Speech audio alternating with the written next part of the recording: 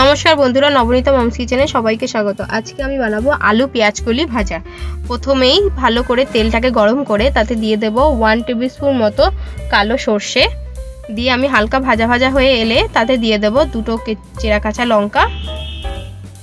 এইবার আমি তাতে দিয়ে দিচ্ছি আলু আর পেঁয়াজকলি ভাজা। দেখো এখানে পেঁয়াজকলিগুলোকে আমি সরু সরু করে কেটে নিয়েছি, আর সেম ভাবেই যেরকম ভাবে পেঁয়াজকলি কেটেছি সেরকম ভাবে সরু সরু করে আলুগুলোকেও কেটে নিয়েছি।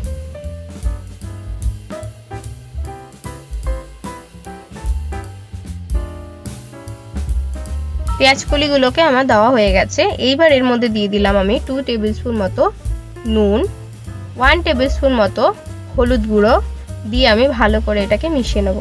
এটা আর কিচ্ছু করার দরকার নেই, এইটুকু মশলাই দরকার, শুধু আর কিচ্ছু না, শুধু হলুদ আর নুন, ব্যাস। এইবারে আমি একদম লো ফ্লেমে 5 মিনিটের জন্য ঢেকে দিচ্ছি।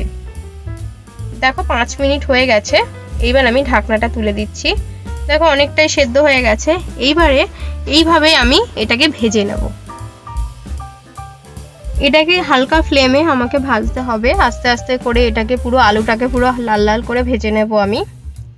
তোমরা ভিডিওটা স্কিপ না করে পুরোটা দেখো। ভালো লাগলে লাইক শেয়ার ও সাবস্ক্রাইব করো, যাতে নতুন নতুন ভিডিও নোটিফিকেশন সবার আগে তোমাদের কাছে পৌঁছায়। এই শীতকালে পেঁয়াজকলি ভাজা খেতে খুবই ভালো লাগে খেতে।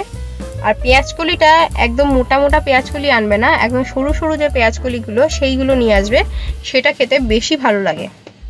পেঁয়াজকলি ভাজাটা আমার হয়ে গেছে। এইবার জাস্ট সার্ভ করে দিলেই হয়ে যাবে। তোমরাও বাড়িতে বানাও, আশা করি ভালোই লাগবে। আপনাদের ভিডিওটা কেমন লাগলো কমেন্ট করে জানাতে ভুলবেন না। ভালো থাকবেন, সুস্থ থাকবেন। আমি আবার আসবো নতুন একটা রেসিপির সঙ্গে।